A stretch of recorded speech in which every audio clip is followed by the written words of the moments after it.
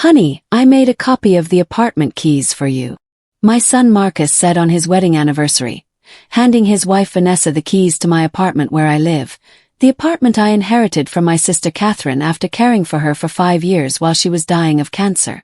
A few minutes later I stood up from the table, my hands trembling, but my voice firm, and announced in front of all the guests, "And now my gift for my son and his wife." In that instant, the two of them were left completely speechless because what I was about to reveal would destroy all their plans to steal my home and lock me in a nursing home as if I were trash. Before we continue, please subscribe to the Granny's Voice channel and write in the comments what time it is where you are watching from now. We might give you a shout out in our next video. Today's shout out goes to Gail from Mobile, Alabama. Thank you for being part of this great family. Now let me tell you what happened that day. My name is Victoria. I am 67 years old. And that night, I understood that my own son had conspired with his wife to take away everything I had left in this life. But what they didn't know, what no one at that table suspected, was that my sister Catherine had foreseen exactly this before she died, and she had left me something much more powerful than a simple apartment. She had left me the weapons to defend myself. That Saturday night began like any family celebration. They had reserved an upscale restaurant downtown with ivory-colored tablecloths and aromatic candles on each table. Vanessa wore an emerald green dress that probably cost more than $1,200 with jewelry that sparkled so much it nearly blinded me. My cousin Patricia was sitting across from me with that smile that always made me nervous.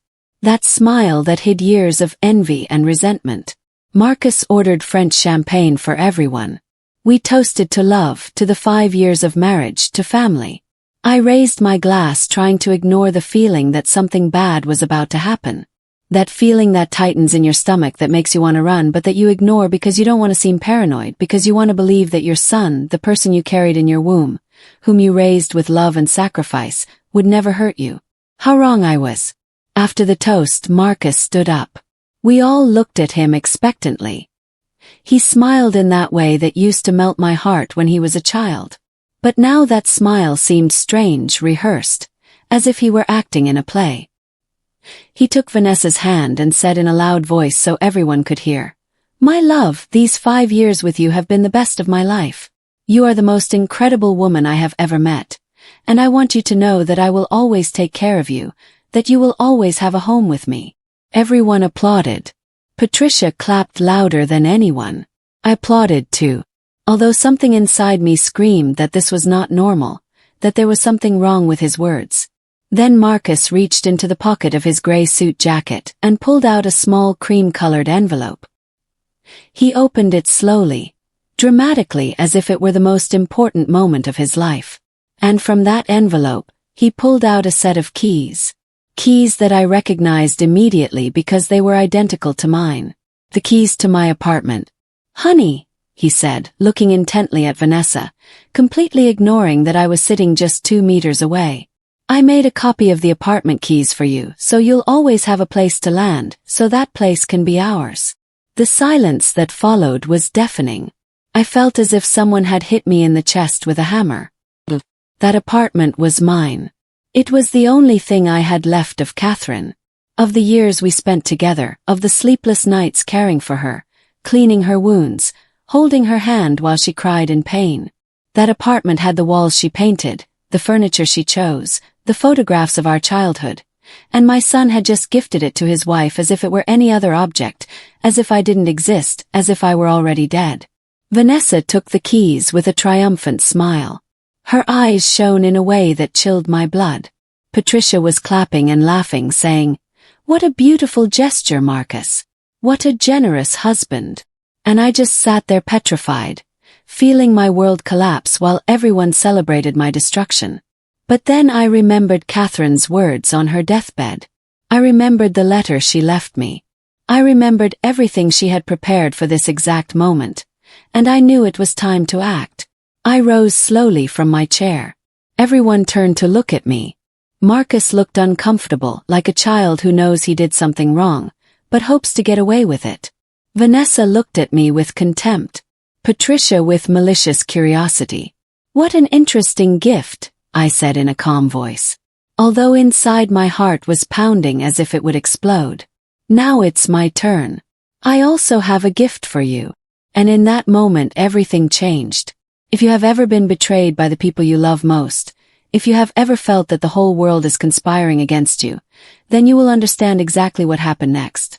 Because what I was about to reveal would not only save my life, but would expose a conspiracy that had been brewing in the shadows for months. A conspiracy to steal my home, my dignity, and my freedom. But before I tell you how I unmasked them, you need to understand how we got here. You need to know the story of Catherine and me. Because only then will you understand why what I did that night was the only option I had left. Catherine was 8 years older than me, and for as long as I can remember, she was my protector, my second mother, my best friend. We grew up in a small town in the Midwest, in a modest house with thin walls and a dusty yard where Catherine planted orange geraniums that bloomed even on the hottest days. Our parents worked from dawn until dusk, Dad in construction, and Mom cleaning houses for wealthy families. So Catherine, at barely 10 years old, took on the role of caring for me. She would comb my hair before school, braiding it with pink ribbons she kept like treasures. She taught me to read before I even started first grade, sitting under the big oak tree in the yard, using her finger to follow each word in books borrowed from the public library. When other children made fun of my patched clothes, Catherine would appear like an avenging angel and silence them with just a look. "Nobody touches my little sister," she would say with that firm voice that allowed no argument. Our family was small but close, or so I thought, because we had our cousin Patricia, my mother's sister's daughter, who lived in the big city, and came to visit us twice a year with her elegant clothes and superior airs. Patricia was always envious of Catherine, envious of her natural beauty, her intelligence, the way everyone in town respected her. Catherine didn't need expensive dresses or costly makeup to shine. And that drove Patricia crazy. I remember one summer afternoon, I must have been about 12, when Patricia arrived for a visit in a lilac-colored dress and high heels. She sat in our small living room and began to talk about her wonderful life in the city, the parties she attended, the important men who courted her. Catherine listened in silence while peeling potatoes for dinner. And when Patricia finally asked her in a mocking tone, "And you, Catherine, still here taking care of your little sister and living in this dump?" My sister just smiled and replied, "I live where my family is, Patricia, and that's worth more than all your fancy dresses." Patricia never forgave her for that answer. She never forgave Catherine for having something she could never buy. Genuine dignity. The years passed, and Catherine fulfilled her dream of becoming an elementary school teacher. She worked hard, studied at night, saved every penny she could. I married young, perhaps too young, to a man who turned out to be more irresponsible than loving. I had Marcus when I was 23 years old, and my husband Daniel abandoned us when the boy was barely 4 years old. He disappeared one January pre-dawn, leaving nothing but debts and broken promises. And who showed up at my door that very week? Catherine, with 2 suitcases and a smile that tried to hide her worry. "I came to help you with Marcus," she said, as if it were the most natural thing in the world. As if she hadn't left her own apartment in the city, her stable job, her comfortable life, just to rescue me from my disaster. She moved in with me for 2 full years. She cared for Marcus as if he were her own son, helped me find a job as a secretary at a dental clinic, taught me to be strong when I just wanted to give up. Marcus adored his Aunt Catherine. He called her Aunt Kate, and would run to hug her every time she came home from work. She read him stories before bed, helped him with his homework, took him to the park on Sundays. She taught him values that I, sunk in my depression and exhaustion, didn't have the strength to instill. She taught him about respect, honesty, the importance of family. "Real men protect the women they love, Marcus," she would tell him while he sat on her lap. "They don't abandon them. Promise me you'll never be like your father." And Marcus would promise. My little boy with big eyes and a sweet smile would promise he would always take care of me, that he would never leave me alone. "When I grow up, I'm going to work hard and buy you a huge house, Mom," he would say with that innocence only children have. And I believed him. Catherine believed him because that child had a pure heart. What happened to that child? At what point did he become the man who betrayed me in that restaurant? Catherine never married. She dedicated her life to teaching and to us. She saved every cent for 30 years, living modestly without unnecessary luxuries. When she turned 55, she was finally able to buy her dream. A small but beautiful apartment in a quiet building in the city. 2 bedrooms, a balcony overlooking a park, hardwood floors that creaked when you walked barefoot. She decorated it with plants, photos of our childhood, and a collection of books that covered an entire wall. It was her sanctuary, her greatest achievement. "Victoria," she told me the day she signed the property papers, her eyes shining with happiness. "This place will be yours someday because you are my family, my sister, my whole life. Everything I have is yours." Cried that day. I cried because I knew I didn't deserve such a generous, selfless sister. Patricia was present at the celebration with her forced smile and empty congratulations. I watched her observing every corner of the apartment with calculating eyes, mentally calculating the value of everything. I already knew then that she was up to something, but I didn't imagine how much hatred she held in her heart. 5 years after that celebration, Catherine began to feel sick. Stomach pains she ignored. Fatigue she attributed to work. When she finally went to the doctor, the diagnosis was devastating. Advanced stage pancreatic cancer. The doctors gave her 6 months to live, maybe a year if she responded well to treatment. I quit my job immediately. Marcus was an adult by then. He was 28 years old and worked at a tech company with a good salary. "Go take care of Aunt Kate," he told me, hugging me tightly. "I'll help you financially. Don't worry about anything." And he did. For the first 3 months, Marcus sent me $1,200 every month to help with medical expenses and food. I moved into Catherine's apartment to care for her 24 hours a day. It was 5 years of hell and love mixed together. 5 years watching her slowly deteriorate, her strong body turning to skin and bones, her hair falling out from chemotherapy, her smile growing weaker every day. But also 5 years of deep conversations, of shared laughter on good days, of hugs that said more than 1,000 words. Patricia appeared occasionally, always with excuses for why she couldn't stay long, always looking at the apartment like a vulture waiting for its prey to die. "Have you made a will, Catherine?" she would ask with false concern. "You should think about the family, about dividing things equally." Catherine would silence her with a look that could freeze hell. It was during those years that Marcus met Vanessa, a beautiful woman in appearance with long brown hair and a way of speaking that seemed educated and refined. She worked in public relations for an international firm, wore designer clothes, and always had the right answer for every situation. First, I liked her. She seemed to make my son happy, and that was all that mattered. But Catherine saw her differently. "That woman has snake eyes," she told me one night as I was giving her medicine. "I don't trust her, Victoria. There's something fake about her smile." I told her she was being too harsh. That Vanessa was just a modern, ambitious girl. Catherine shook her head sadly. "I hope I'm wrong, little sister. I hope I'm wrong." She was never wrong. Everything began to change 3 months before Catherine died. Marcus's deposits became irregular. From $1,200 a month, they dropped to $200, then $300 until they stopped coming altogether. When I called him to ask what was wrong, he always had a different excuse. Problems at work, unexpected expenses. The wedding they were planning with Vanessa was costing more than anticipated. "Mom, you need to understand that I have my own life too," he told me one afternoon on the phone in a tone he had never used with me before, cold and distant. "I can't support you forever. You've been out of work for 5 years." Those words hurt me more than any physical blow. Supporting me. I wasn't on vacation.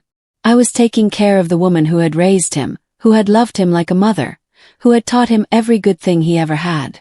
I was sacrificing my health, my savings, my future so that Catherine wouldn't die alone and abandoned in some cold hospital. And my son called it supporting you. Catherine overheard that conversation. She was so weak she could barely get out of bed, but her eyes were still sharp, perceptive. "It's her," she whispered in a broken voice. Vanessa is poisoning him against you. She's pulling him away from his family. At first I didn't want to believe it. I made excuses to justify Marcus's behavior. He's stressed about the wedding, I told myself. He's under a lot of pressure at work. But then the strange visits began. Patricia started showing up at the apartment more frequently, but never alone. She always brought Vanessa with her. The two would arrive together, sit in the living room, and talk in low voices while looking around as if they were appraising every object, every piece of furniture, every inch of the place. When I entered the room, they would fall silent abruptly and smile at me with that falseness that makes your skin crawl. "We just came to see how Catherine is doing," Patricia would say with sickly sweetness. "And to keep you company, cousin. It must be so hard for you to be here alone, without help, without money." The way she pronounced those last words, "without money," sounded like a veiled threat. Vanessa watched everything with those calculating eyes that Catherine had identified from the start. She took pictures of the apartment with her phone, supposedly to show Marcus how everything is, but I knew there was something more. I saw her counting the rooms, mentally measuring the spaces, casually asking about the building's value, about whether Catherine had life insurance, about what would happen to the apartment when she died. "Have you thought about your future, Victoria?" Vanessa asked me one afternoon while Patricia checked Catherine's medications with false interest. "You're going to need a place to live when this is all over. Marcus and I have been talking and we think maybe you could move into a senior living facility. There are some very nice ones with nurses and everything. You'd be much happier there than alone in a big apartment." I was 62 years old at the time. I was not a decrepit old woman who needed to be locked away in a nursing home. But the way Vanessa said it with that condescension disguised as concern made me understand that she had already made decisions about my life without consulting me. I told Catherine everything that night. She could barely speak anymore. The cancer had spread to her lungs, but she gathered all her strength to tell me. "Listen to me closely, Victoria. Don't let them take this apartment from you. It's yours. I've left everything arranged. Promise me you'll fight." "I promise," I told her as tears streamed down my cheeks. She closed her eyes, exhausted from the effort of speaking, and I just sat there next to her bed, holding her hand, which no longer had any strength. 2 weeks later, Catherine died. It was a Sunday morning with the sun streaming through the window and illuminating her face, which finally looked at peace. I was alone with her, as we had been for all those years. Marcus arrived 3 hours after I called to tell him. And when he entered the apartment, he came with Vanessa and Patricia, all three together like a unit. He didn't hug me. He didn't cry. He just looked at Catherine's body on the bed and said in a mechanical voice, "We need to make the funeral arrangements." Vanessa put her hand on Marcus's shoulder in a gesture of support that seemed more possessive than loving. Patricia immediately started rummaging through drawers and closets under the pretext of looking for important documents. The funeral was small. Catherine didn't have many friends outside of her former students and some neighbors. Patricia took charge of organizing everything, which I found strange because she had never shown much interest in Catherine when she was alive. But there she was, directing everything as if she were the closest relative, talking to the funeral director, choosing the cheapest casket despite my wanting something better for my sister. "It makes no sense to spend so much money on a dead person," Patricia said when I protested. "Catherine would have wanted something simple." Liar. Catherine had spent her whole life saving, working hard to have some dignity, and this woman wanted to bury her in the cheapest casket as if she were trash. During the wake, I heard conversations I wasn't supposed to hear. I was in the bathroom when Patricia and Vanessa entered the hallway right outside, not knowing I was there. Their voices cut through the thin door. "Did you talk to the lawyer?" Vanessa asked urgently. "Yes, but he says we have to wait for the official reading of the will," Patricia replied in frustration. "It doesn't matter. Catherine had no one but Victoria, and she doesn't have the legal capacity to manage a property. She's too old, too emotional. We can argue she's not in the mental state to administer the apartment." And Marcus agrees. "Marcus does whatever you tell him to do, dear. You just have to keep convincing him that his mother needs special care. He already halfway believes she's losing her mind." They laughed. The two of them laughed as if they were planning something fun, not destroying the life of a woman who had just lost her only sister. I stayed paralyzed in that bathroom, my hands trembling, feeling the rage and fear mix in my chest, creating a knot that barely let me breathe. I left the bathroom 5 minutes later after they had gone. I approached Catherine's casket and spoke to her in silence. "I'm not going to let them win. I promised you, and I will keep that promise." The following days were a nightmare. Marcus practically disappeared from my life.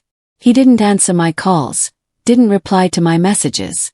When I finally managed to speak with him, he sounded like a stranger. "Mom, you need to understand that things are going to change.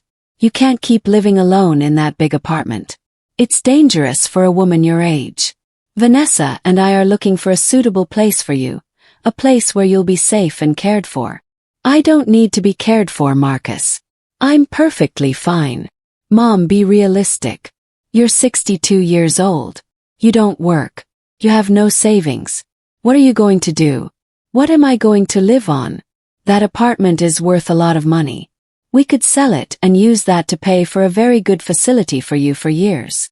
That apartment is mine. Your aunt left it to me." "That remains to be seen," he said in a tone that chilled my blood. "The will hasn't been officially read yet." He hung up. My own son hung up the phone while I was crying on the other end of the line. I couldn't sleep that night. I lay awake staring at the apartment ceiling. The ceiling Catherine had painted cream so the light would reflect better, thinking of all the time she had told me this place would be my refuge when she was gone. And now my son, the boy she had helped raise, wanted to snatch it from me. But then I remembered something. 3 weeks before she died, Catherine had given me a thick manila envelope and made me promise not to open it until after her funeral. "When the time comes," she told me, "you'll know what to do with this." I got out of bed, went to the closet where I had stored the envelope, and opened it with trembling hands. Inside were legal documents, a letter written in Catherine's shaky handwriting, and something else, a small voice recorder. I began to read the letter, and with every word I felt hope return to my heart. Catherine's letter began with words that made me cry before I even finished the first paragraph. "My dearest Victoria, if you are reading this, it means I am no longer with you. Don't cry for me, little sister. I had a life full of love thanks to you. But now I need you to be strong because I know exactly what is going to happen after my death. And I've left you the tools to defend yourself." My hands trembled so much I could barely hold the paper. I continued reading, my heart racing. 6 months ago, when I could still walk without help, I went to Marcus's apartment to bring him a meal I had prepared. I rang the doorbell but no one answered. So, I used the spare key he had given me years ago for emergencies. I went in thinking maybe he was in the shower or wearing headphones, but what I heard broke my heart. Marcus was in the living room talking on the phone, and his words froze me in the hallway. I sat down on the floor, unable to keep standing as I read what came next. "No, Patricia, I can't tell my mom that yet," Marcus was saying in frustration. "It's too soon. First, I have to convince her that Aunt Catherine would be better off in a hospital, that she can't take care of her properly on her own." There was a pause and then he continued. "Yes, I already talked to Vanessa. She says that as soon as Aunt Catherine dies, we can argue that Mom isn't mentally fit to live alone. She's over 60. She doesn't work. She spends all her time caring for a terminally ill patient. Any judge will agree that she needs supervision." Another pause. "The apartment is worth at least $300,000. If we sell it and put Mom in a cheap facility, we'll have over $200,000 left to split. You take your share as a direct relative and Vanessa and I will use the rest for the down payment on our house." I dropped the letter. The world was spinning around me. My son, my boy, the baby I breastfed, whom I cared for when he had a fever, whom I taught to walk holding his little hands. That same boy was planning to lock me in a cheap nursing home and steal my home to buy a house with his wife. But the letter continued. I didn't run out as I should have. I stayed hidden in the hallway, and I recorded the entire conversation with my phone. I have 48 minutes of audio where Marcus, Patricia, and Vanessa plan every detail of how to take the apartment from you, how they will convince a judge you are unwell, how they will forge medical reports if necessary. I have it all, Victoria. Every word, every cruel laugh, every derogatory comment about you. Tears fell onto the paper, blurring some of the words, but I kept reading desperately. I went immediately to my lawyer, Richard Bennett. I told him everything and showed him the recordings. He helped me protect the apartment in a way they will never be able to break legally. The apartment now belongs to an irrevocable trust. You are the lifetime beneficiary and the sole administrator. No one, absolutely no one, can sell it, force you to leave, or make decisions about that property without your explicit notarized consent. Not even if they had you declared mentally incapacitated, because the trust has clauses that protect it from those kinds of maneuvers. I couldn't believe what I was reading. Catherine, even while dying, even in so much pain, had used her last strength to protect me. Furthermore, the letter continued, I left very specific instructions. If Marcus, Patricia, or Vanessa try any legal action against you, Richard has authorization to release the recordings publicly and press charges for conspiracy to commit fraud. I also left a video, Victoria.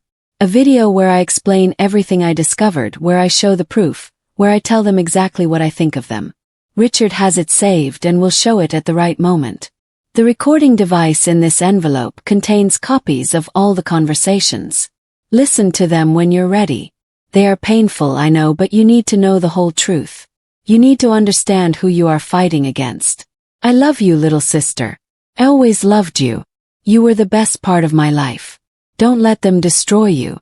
You are stronger than you think. And remember, revenge isn't about stooping to their level. It's simply not allowing evil to win.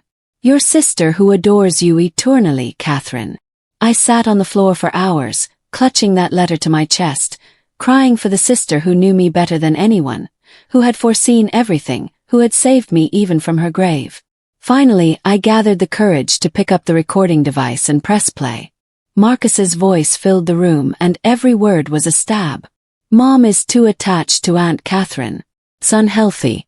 She needs psychiatric help, but she's never going to accept it on her own. We have to force the situation. Then Patricia's voice. Once we have the apartment, we can sell it quickly. I know a developer who's buying up the whole building for luxury condos. He'd give us $350,000 in cash, no questions asked. And finally, Vanessa, with that sweet voice she used in public, but which here sounded venomous. Marcus, honey, your mother had her chance at life and wasted it by marrying a loser. It's not your responsibility to support her until she dies. She made bad decisions. Let her suffer the consequences. We deserve that house in the suburbs. We deserve to start our family in a nice place, not sacrifice our future for an old woman who never did anything productive with her life. I turned off the recording. I couldn't listen anymore. The Marcus who spoke on that recording was not my son. He was a stranger, a monster created by two manipulative, ambitious women who had found his weaknesses and exploited them until he became someone unrecognizable. The next day, I called the lawyer, Richard Bennett. He was a man of about 70 years with completely gray hair and kind eyes that moistened when he saw me enter his office. Mrs. Victoria, he said, taking my hands in his. Catherine spoke a great deal about you. She made me promise to protect you. And that is exactly what I am going to do. He showed me all the documents. The trust was impenetrable. Catherine had invested her last savings, almost $15,000, in creating a legal structure that no corrupt lawyer could dismantle. The apartment was in my name within the trust, but with so many protections that it was practically impossible for anyone to take it from me. And the video Catherine mentioned? I asked in a shaky voice. Richard took a USB drive from his drawer. It's right here. Catherine recorded it 2 weeks before she died.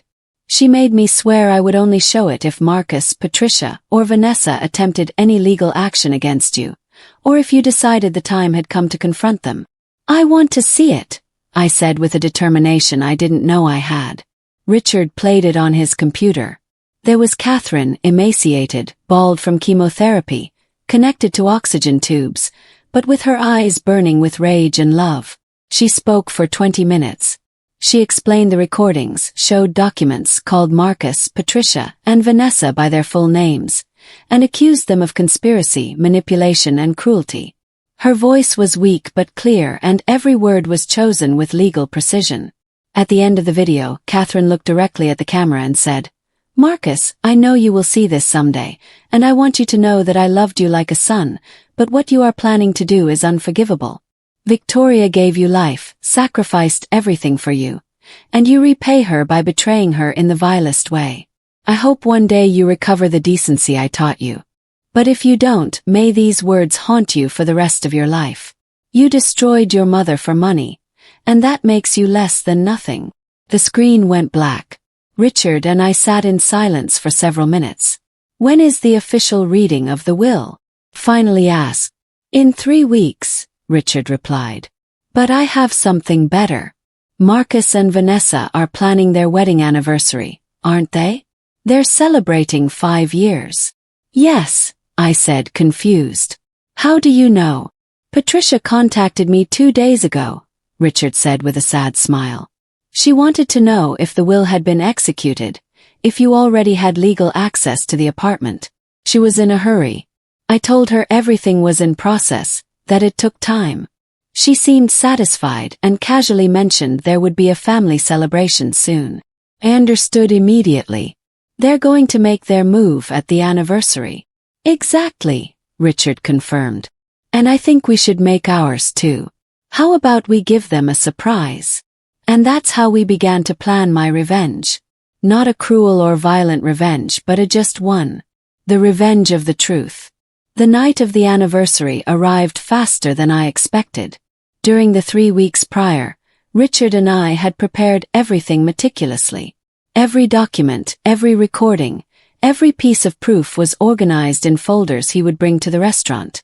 I barely slept, mentally rehearsing what I would say, how I would react, trying to prepare myself to see my son's betrayal manifest before my eyes.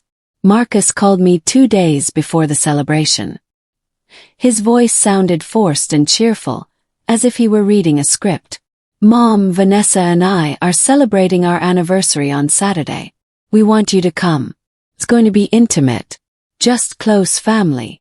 "Close family?" I asked, though I already knew the answer. "Yes, you, Patricia, and a few of our friends. Nothing too big. Vanessa reserved a nice place. You'll like it." I wanted to scream at him. "I know what you're planning. I know you're going to take my house." But I held back. Richard had advised me to stay calm, act normal, let them execute their plan so we could dismantle it with more force. "I'll be there," I said simply. "Perfect, Mom. And hey, I love you. You know that, right?" Those words hurt more than any insult because they were a lie. If he loved me, he wouldn't be planning to destroy me. I hung up without responding and cried for an hour.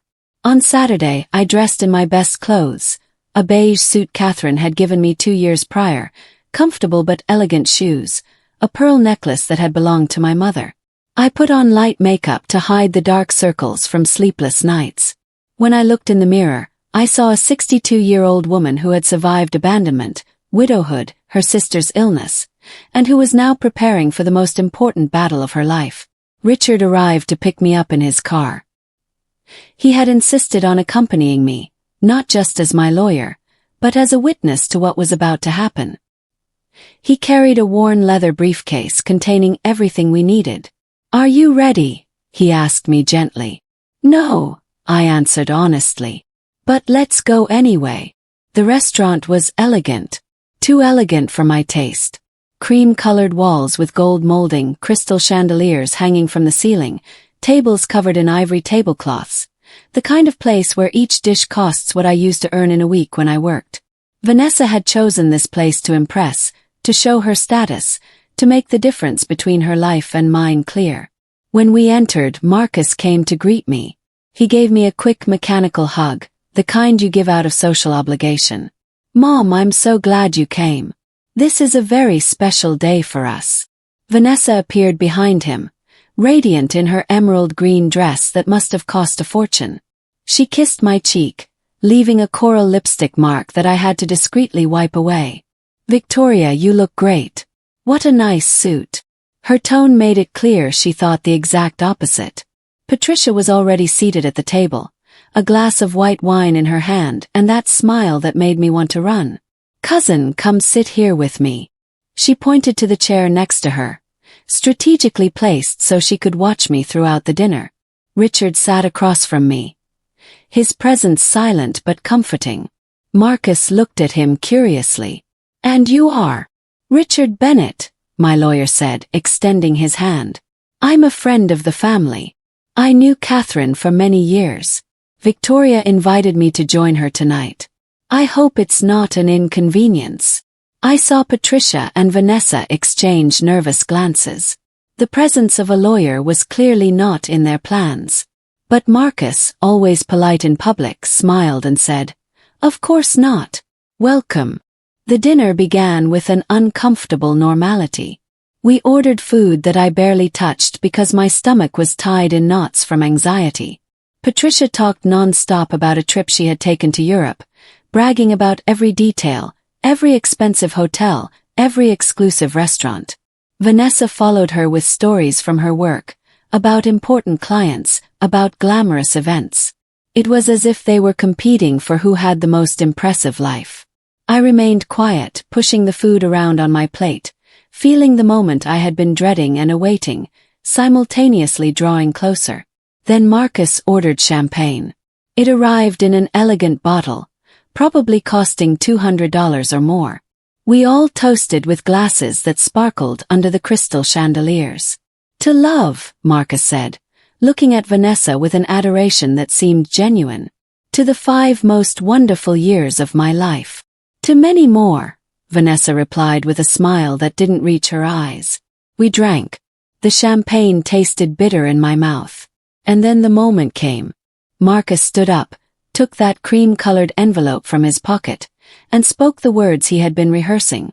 "My love, these 5 years with you have been the best of my life.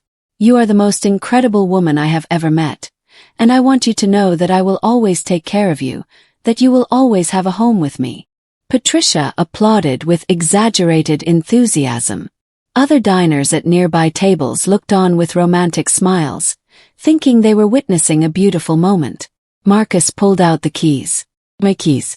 Copies of my apartment keys that he had made without my permission. "Honey, I made a copy of the apartment keys for you, so you'll always have a place to land, so that place can be ours." The restaurant seemed to fall into absolute silence.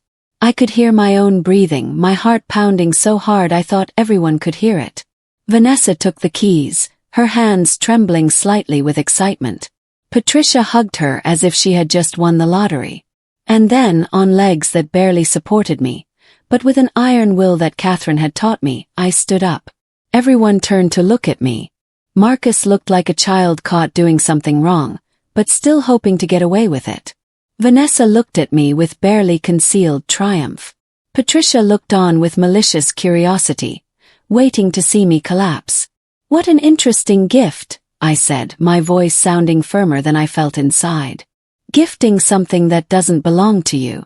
That requires a special level of audacity." "Mom," Marcus began to say in a condescending tone, "we can talk about this later. This isn't the place." "No," I interrupted, and the power in my voice surprised even me. "This is exactly the place. Because if we're going to make a public theater out of my life, then everyone should know the whole play." Richard stood up next to me, opening his briefcase with deliberate movements. Marcus turned pale. Patricia sat down her wine glass with a trembling hand. Vanessa clung to the keys as if they were a life raft. "Marcus," I continued, feeling decades of pain, betrayal, and wounded love turning into words.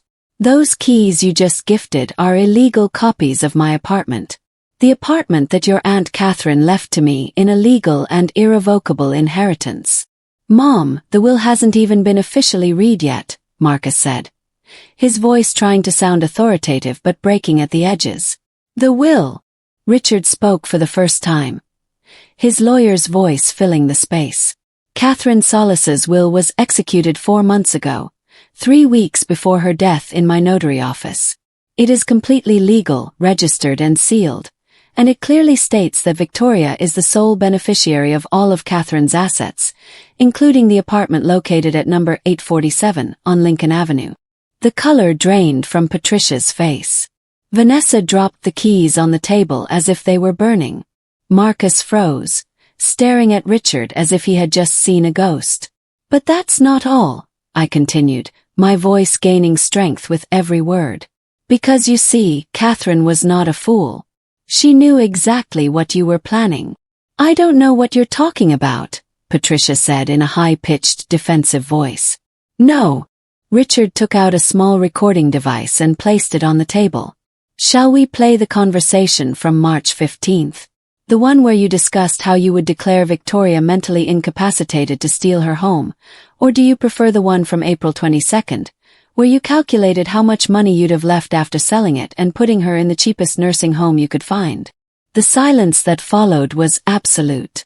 Even the waiters had stopped, watching the scene unfold like a live soap opera. "I have a gift for you two," I said, and my voice sounded like Catherine's in her best days, strong and just. "The gift of truth and consequences." Richard took a slim laptop from his briefcase and placed it on the table among the champagne glasses and half-eaten plates. His fingers trembled slightly as he opened it, not from nervousness, but from contained rage. He had cared for Catherine too, and what he was about to show hurt him as much as it hurt me. "Before I play this," he said in a professional voice laden with emotion, "I want everyone to know that what you are about to hear and see was recorded legally. Catherine never violated any privacy laws. Everything was documented in places she had a legal right to be, and the conversations were recorded because they involved crimes being planned against her sister." Marcus tried to stand up. "You have no right." "Sit down," I ordered him with an authority I didn't know I possessed. And to my surprise he obeyed. Something in my eyes, in my posture, made him understand that I was no longer the submissive mother he could manipulate. Richard pressed play. The first recording filled the restaurant. He had connected the laptop to a small portable speaker so everyone could hear clearly. Marcus's voice echoed and every word was like a hammer blow to my heart. "Patricia, listen to me.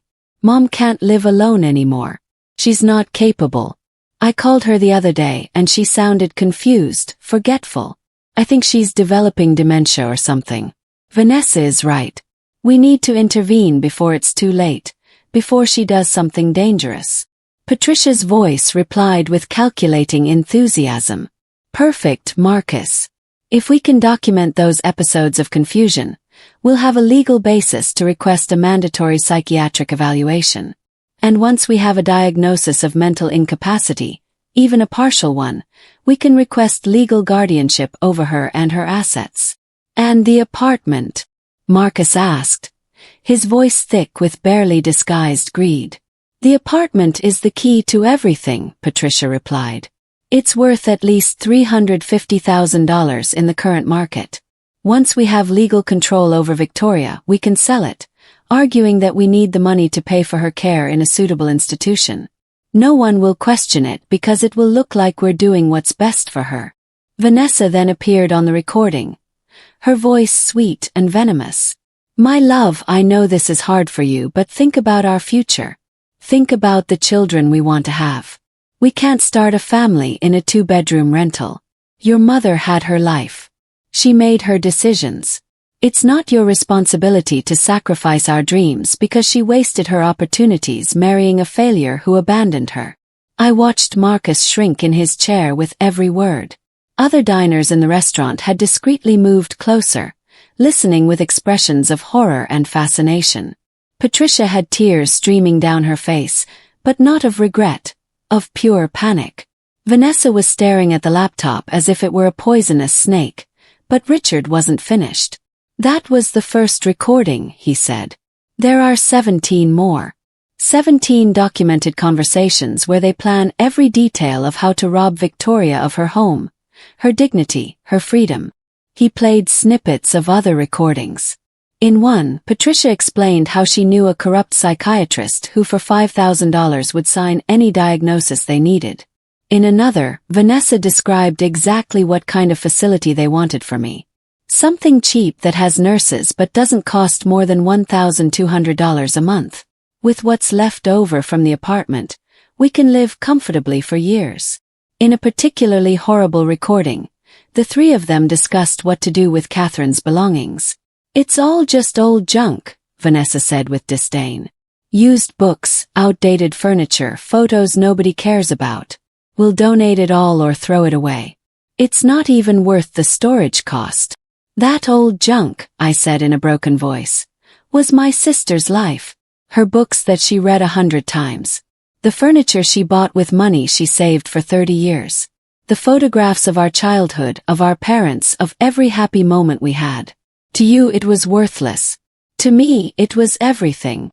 Vanessa tried to defend herself. "Victoria, this is all taken out of context. We were worried about you. We wanted what was best." "What was best?" I exploded, and all the rage from months of manipulation erupted. "Locking me in a cheap nursing home while you split $300,000 is what's best for me. Declaring me insane with false diagnoses is concern. Throwing away my sister's memories like trash is love." Richard raised his hand, asking me to be calm, though his eyes shone with approval. "There's more," he said simply. "The video." He turned the laptop toward the rest of the table and pressed play. Catherine's emaciated but furious face appeared on the screen. She wore a yellow scarf covering her bald head and oxygen tubes ran into her nose, but her eyes burned with an intensity that made Patricia whimper audibly. "My name is Catherine Elena Solis," Catherine began in a weak but clear voice. "I am recording this on August 28th, 2 weeks before my projected death. I am of sound mind as confirmed by the 3 doctors who signed this document I am holding, and I need to leave a record of a crime being planned against my sister Victoria." For the next 15 minutes, Catherine explained everything. How she had discovered the conspiracy, how she had recorded every conversation, how she had used her last savings to create an impenetrable legal trust to protect her sister. She showed documents, played audio clips, and named names with surgical precision. "Marcus," Catherine said, looking directly at the camera. And I watched my son shrink under that gaze, even through a screen. "I raised you as if you were my own son. I taught you to read. I took you to your first day of school. I comforted you when your father abandoned you. I told you that real men protect the women they love, and you promised me you would always take care of your mother. You broke that promise in the vilest way possible. You sold out for a house in the suburbs and a woman who isn't worth the dust under your mother's fingernails." Marcus was sobbing now, real tears streaming down his face. But Catherine wasn't done with him. "Patricia," the video continued, "you were always envious of what you couldn't buy. Dignity, genuine love, the respect of others. You thought stealing from your cousin would give you what you lack, but it will only make you what you've always been, an empty woman in expensive dresses." Patricia had hidden her face in her hands, but Richard turned up the volume so she couldn't escape the words. "And Vanessa." Catherine's voice turned to pure ice. "You are the worst of all because you have neither the excuse of blood nor history. You entered this family like a snake. You identified the weaknesses of a good but weak man and turned him into your puppet. You used his love against him, isolated him from his mother, and convinced him that betrayal was the right thing to do. You are a predator, and I hope these words haunt you every night when you close your eyes." The video ended with Catherine looking directly at the camera. "Victoria, little sister, if you are seeing this, it means they tried to hurt you and you had to fight back. I am proud of you. Never forget that you are stronger than you think, more valuable than they made you believe, and more loved than they can ever understand. The apartment is yours, legally protected in ways no corrupt lawyer can break. Live there, be happy, and never let anyone take your dignity. I love you with all my heart. Your sister, Catherine." The screen went black. The silence in the restaurant was so profound, I could hear my own ragged breathing. I looked around and saw tears in the eyes of strangers, waiters discreetly wiping their cheeks, the restaurant manager watching with a moved expression. Richard closed the laptop with a definitive click. "Now," he said, his voice filling the space. "Let's talk about the legal consequences. Conspiracy to commit fraud, attempted forgery of medical documents, planning the illegal appropriation of property. Each of these is a criminal offense that can result in jail time." "No," Marcus whispered in a broken voice. "Please no." I looked at my son, at the man who had been my baby, my reason for going on after his father abandoned us. And I felt something break inside me.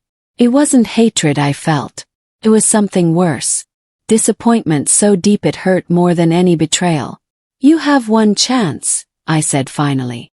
"One single way to prevent Richard from presenting these documents to the authorities tomorrow morning.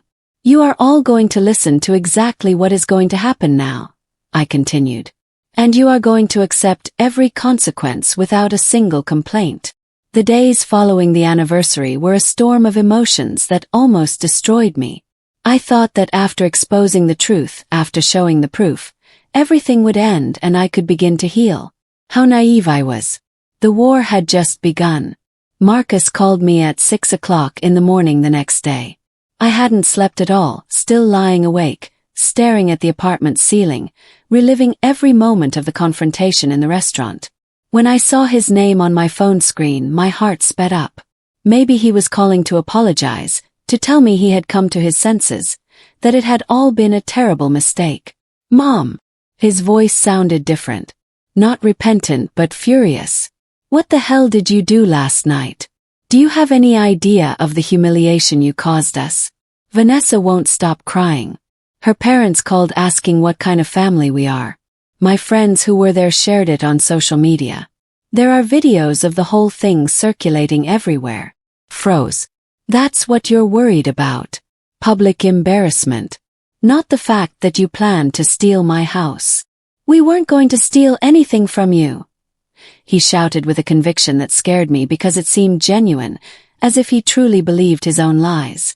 "We were going to take care of you, put you in a place where you'd be safe, where you'd have nurses and medical attention, but you turned it into something ugly, something criminal."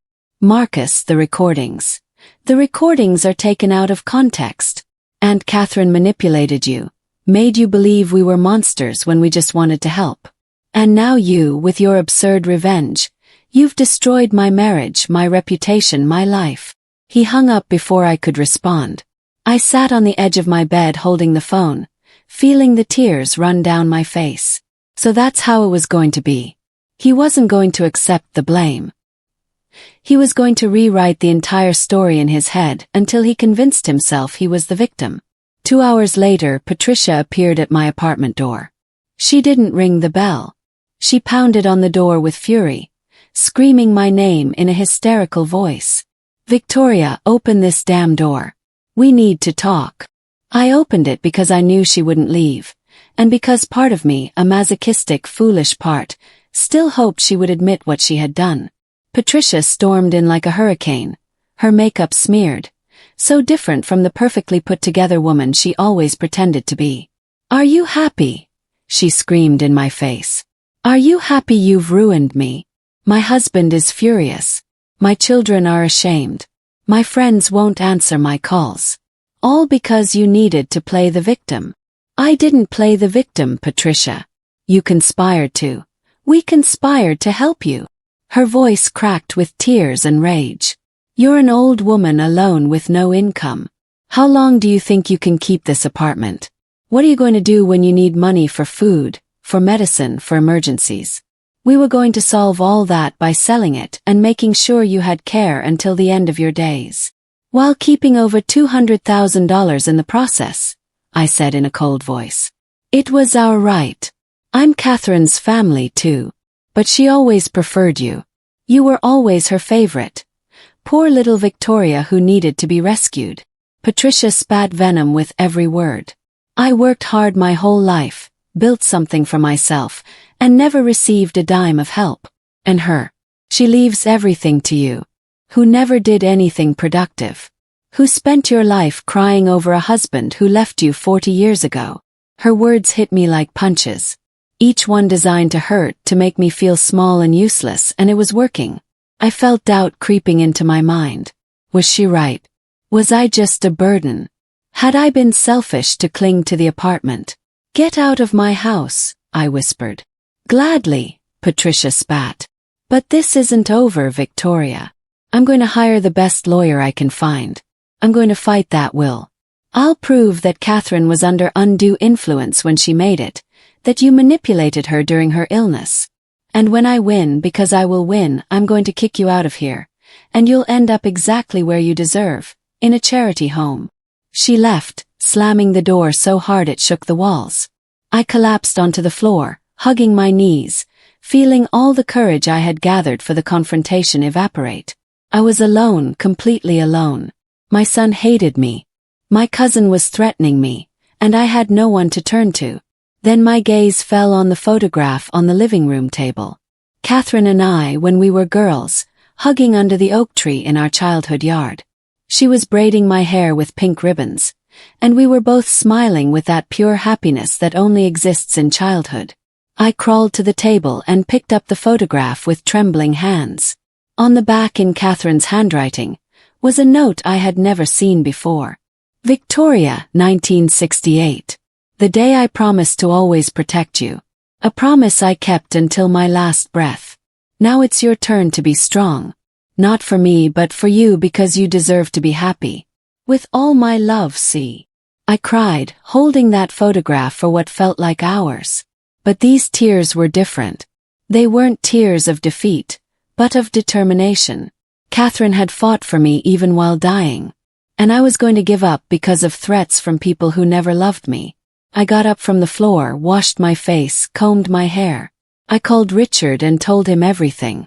Marcus's call, Patricia's visit, the legal threats. "Let them try," Richard said in a calm but firm voice. "The trust is impenetrable." Catherine made sure of that. "And if Patricia files a lawsuit, I will countersue for harassment, defamation, and I will make all the recordings public, not just snippets. Be ready to fight, Victoria."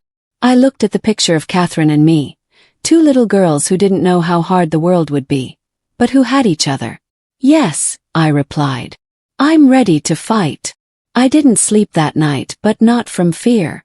I was planning, thinking, remembering every lesson Catherine had taught me about dignity, about not letting abusers win, about defending oneself with intelligence instead of rage. And at dawn, as the sun came through the apartment window, illuminating the walls Catherine had painted, the shelves full of her books, the photographs of our life together, I knew exactly what I had to do. I wasn't just going to defend myself. I was going to honor my sister's memory in the most beautiful way possible. I was going to transform her last gift into something that helped others, something that proved that love always trumps selfishness. Catherine had left me the weapons. Now it was my turn to use them wisely. Richard and I worked for 2 weeks preparing our legal response. It wasn't just going to be a defense. It would be a strategic counterattack that would make it clear I was not the confused old woman they wanted to paint me as, but a woman with all her rights protected and the truth on her side. Patricia followed through on her threat. 3 days after her furious visit to my apartment, I received a legal notice.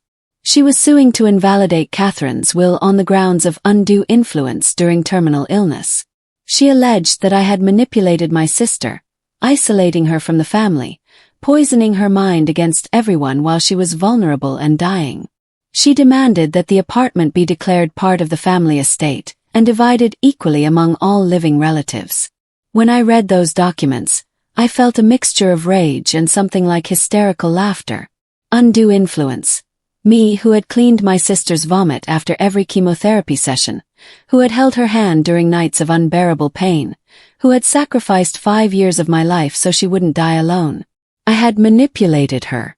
While Patricia showed up once a month with cheap flowers and excuses for why she couldn't stay longer. "Perfect," Richard said when I showed him the lawsuit. His smile like a shark smelling blood. "Now we can respond with everything." We filed a devastating countersuit, not just for Patricia's false accusations, but for conspiracy to commit fraud, attempted illegal appropriation of property, and harassment.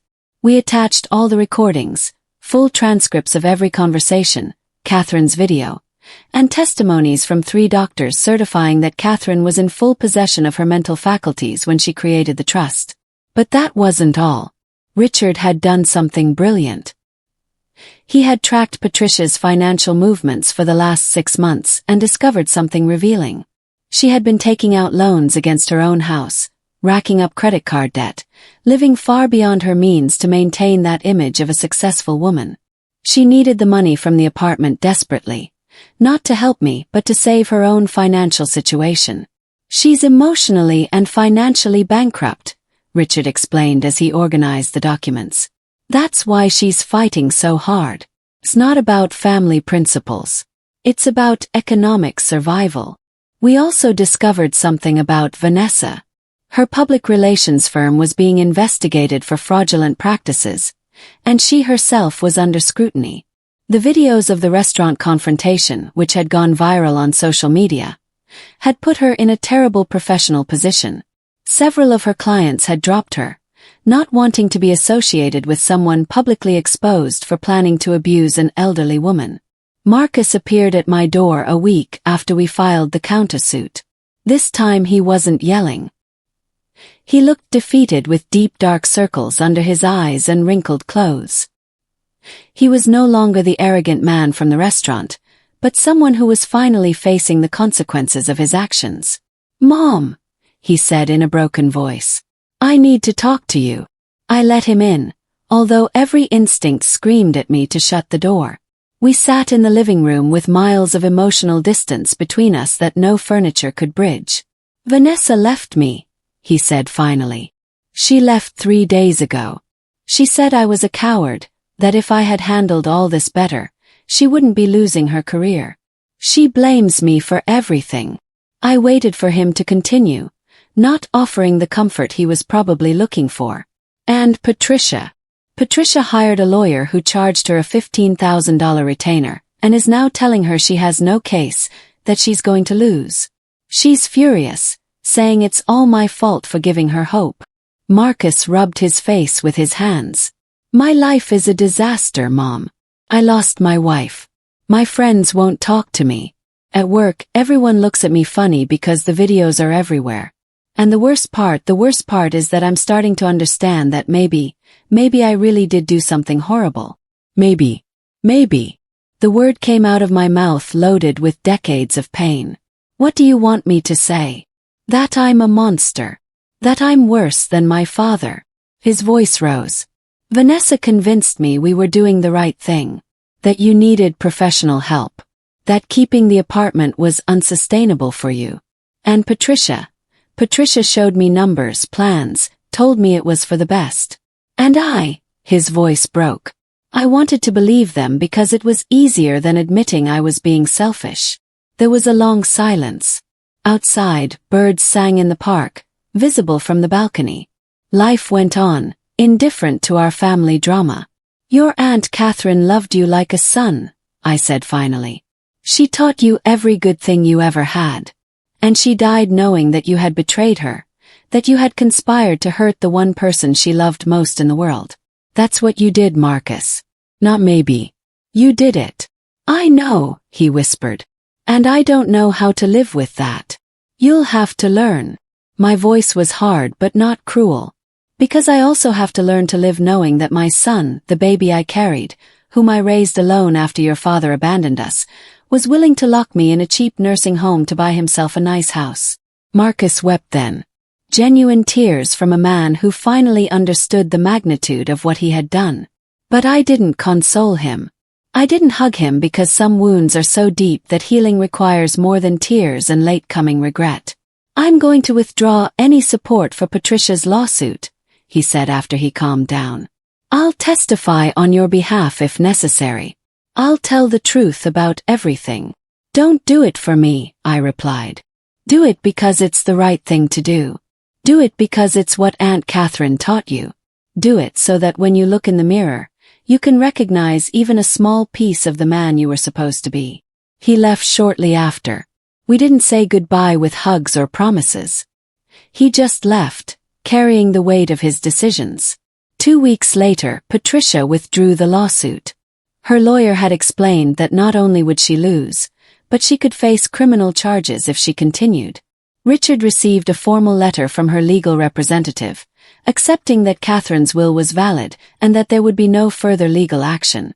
"We won," Richard told me over the phone, his voice full of satisfaction. But I didn't feel victorious. I felt tired, sad for what could have been and never would be. I had defended my home, yes. I had honored Catherine's memory, yes. But the cost had been losing my son, at least the son I thought I had. That night, sitting on the apartment balcony, watching the sunset paint the sky orange and violet, I made a decision. I wasn't just going to defend this place. I was going to transform it into something Catherine would have loved, something that proved her last act of love had been worth it. I opened the letter Catherine had left me and read it for the 100th time, stopping on a line I had never fully processed. "Use this place to do good, little sister. Make it a refuge for others like us who need to know they aren't alone." And I knew exactly what to do. 6 months after that night in the restaurant, Catherine's apartment had been transformed into something I never imagined, but that she would have adored. With the help of Richard, who turned out to be not only a brilliant lawyer, but a true friend, I turned the space into a community gathering center for elderly women in the area. Every Tuesday and Thursday afternoon, the apartment filled with voices, laughter, and the aroma of freshly brewed coffee. Women in their 60s, 70s, and 80s came, many of them widows, some abandoned by their families, others simply alone. We shared stories, taught each other skills, and supported one another through difficult times. One woman called our group Catherine's Invincibles, and the name stuck. I used some of the small savings I had left to buy a heavy-duty sewing machine. I taught the women to mend clothes, to create beautiful things with their hands. Another woman in the group, a former teacher like Catherine, gave reading lessons to those who had never learned or who wanted to improve.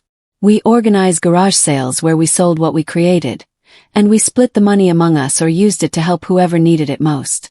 The room that had been Catherine's, I turned into a small library.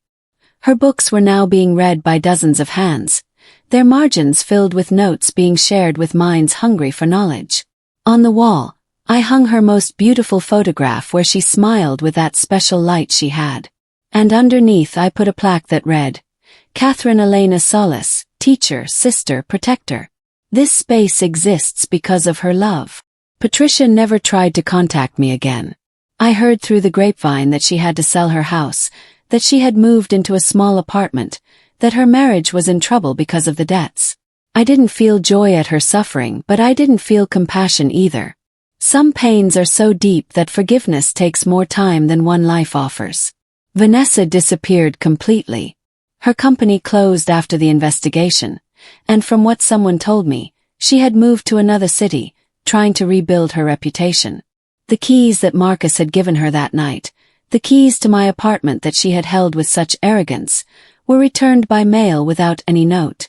I kept them in a drawer as a reminder of what I almost lost.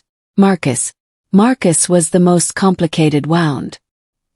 He kept his promise to testify on my behalf, although it was never necessary because Patricia dropped the suit. He started going to therapy, or so he told me in one of the occasional emails he sent me, brief, cautious emails where he told me about his life, about how he was trying to be a better person, about how much he missed Aunt Catherine, and how sorry he was for disappointing her. I replied to those emails, but with the emotional distance of someone speaking to a distant acquaintance, not her son. Because that relationship, that mother-son intimacy we once had, was broken in ways I didn't know if we could ever repair. Maybe with time, with years of consistent actions on his part, we could build something new. But it would never be what it was.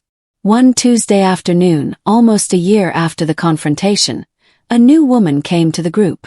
She looked to be about 65, well-dressed, but with eyes I recognized immediately, the eyes of someone who had been betrayed by her own family.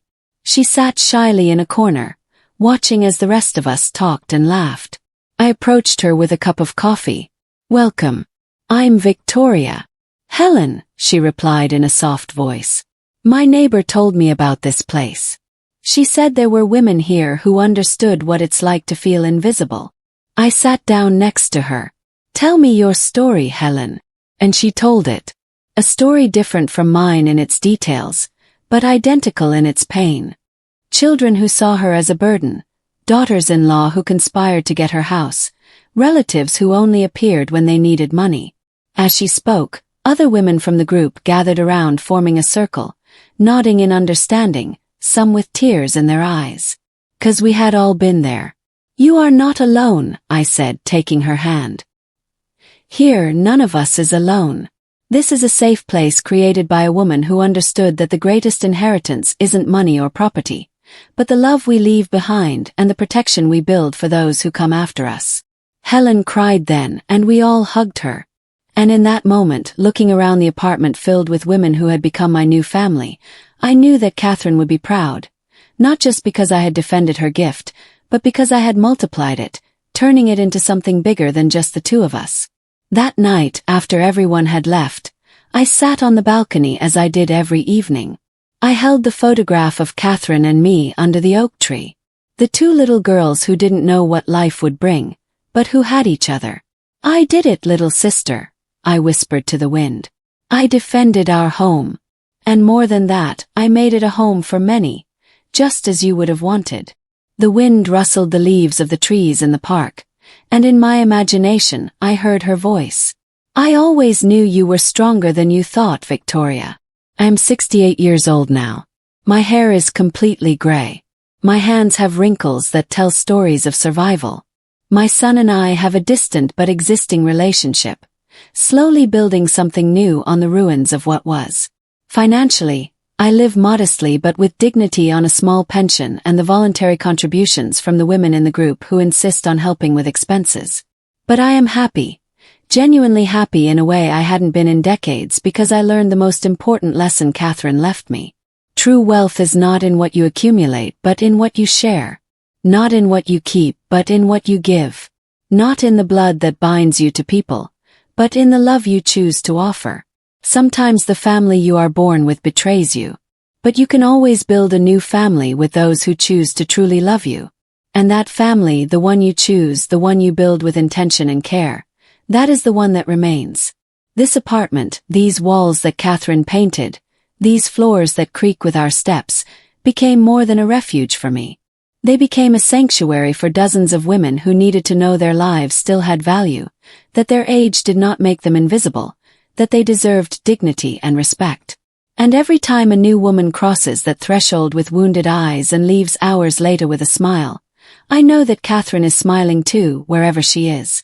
Because in the end, the greatest revenge against those who try to destroy you is not to return the harm. It is to build something so beautiful from the ashes of their betrayal that their darkness can never touch your light. That is the lesson I want to leave.